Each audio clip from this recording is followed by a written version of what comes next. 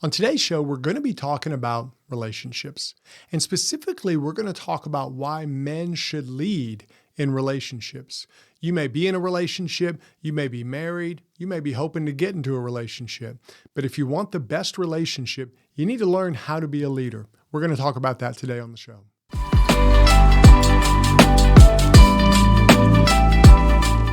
Hey guys, it's David Maxwell from Thriving Man.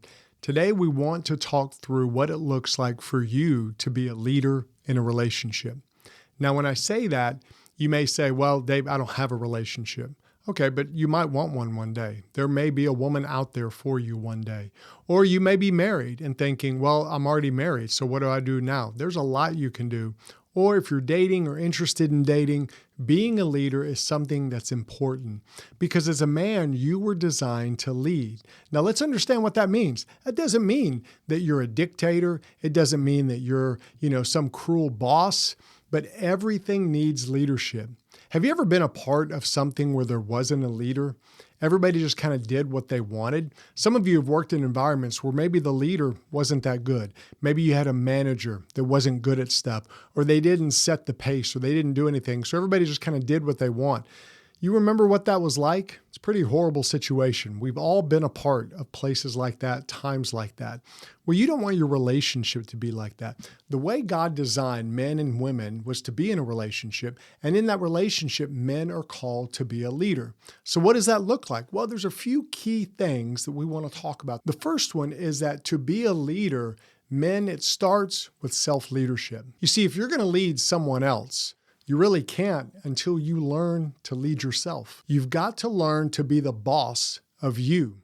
And you say, well, what does that mean to be the boss of me? How do I do that? Do I yell at myself? Well, I'm not saying do that. Sometimes you have to.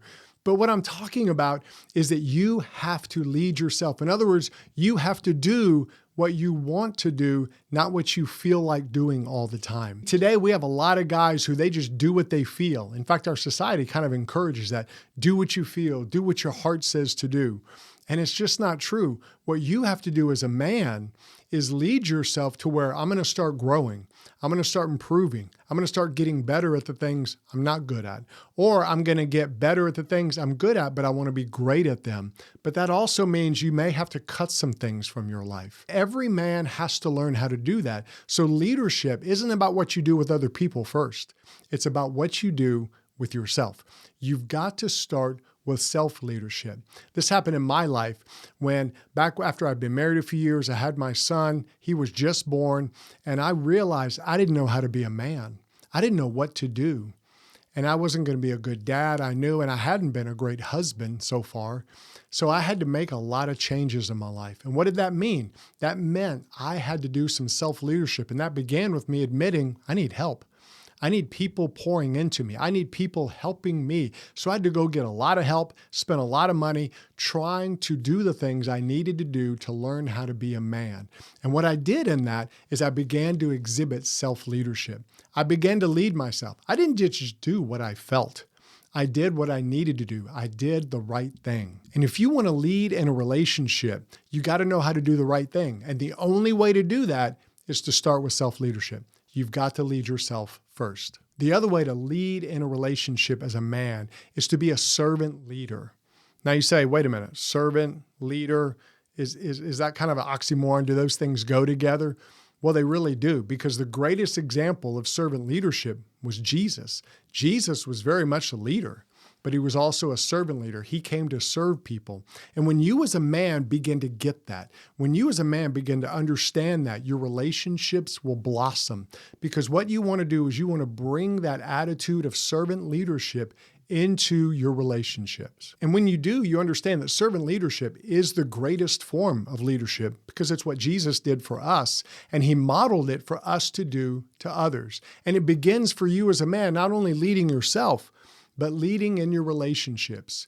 If you have a girlfriend, if you're married, you want to be the leader of that relationship. And the way you do it is by serving them. Now, I don't mean serving them as far as let them just walk all over you. A lot of people have a weird understanding of servant leadership. And I say, look to the attitude of Jesus. Jesus was very confident in who he was. He knew who he was. He knew his strengths. He knew what he was called to do, and he did what he was called to do. but he also served those in close relationship to him.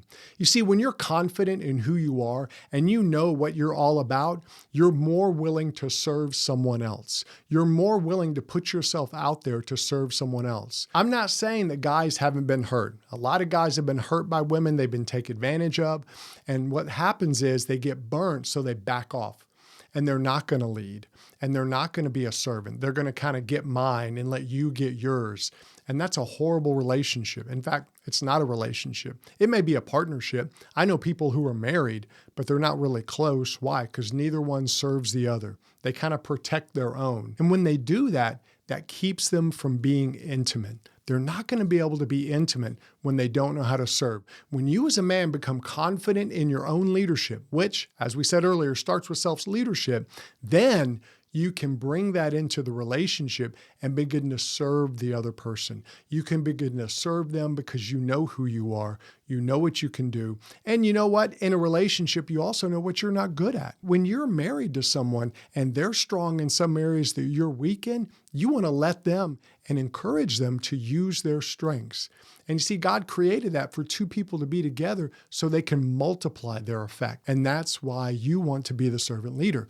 You want to be the one who sets the pace for the relationship. The other thing men need to do in relationships is they need to show up. And when I say show up, I mean show up in their own life and in the relationship. Men have to lead themselves. They lead the relationship through servant leadership. And I say showing up because today what a lot of guys do is they just run away. How do they run away? They escape. Escapism is so common among men today that it's almost a given. Well, they're going to run away to video games. They're going to run away to porn. They're going to run away to these other virtual worlds and ignore the real world. And a lot of guys do it. Why? Maybe they've been hurt. Maybe they don't know how to lead themselves. They don't know what to do. And that is a problem because then you're not going to have the relationship that you want to have. Why would someone marry you when you're just escaping all the time? When you're not facing life, you're not showing up. You're not saying, hey, I'm not good at this, but I'm going to get better. Like I know men out there who say they want to lose weight, but they're not willing to show up and do the work to lose weight. They're not willing to cut back on what they eat. They're not willing to do the exercise. They're not willing to work. And when they don't work, they're not going to get any better.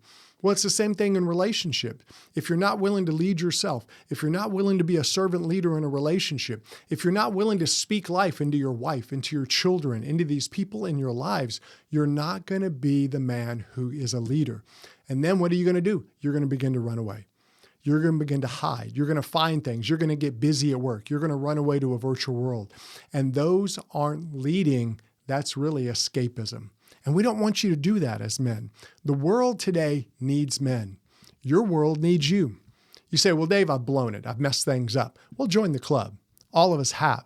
But at some point, you have to decide, I'm going to lead myself. And then you have to decide, I'm going to lead my family, my friends, whoever you're around. You're going to be a leader. But it starts with self-leadership.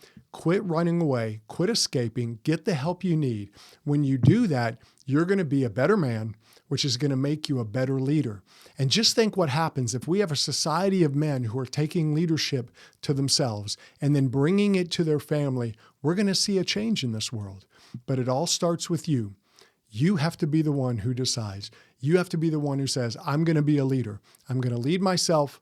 I'm going to lead my family. I'm going to lead my community. When you do that, the world's going to be a whole lot better. If you need help doing that, check out our resources on thrivingman.com, where we help you become a better man, a man who can be a leader. We'll see you next time.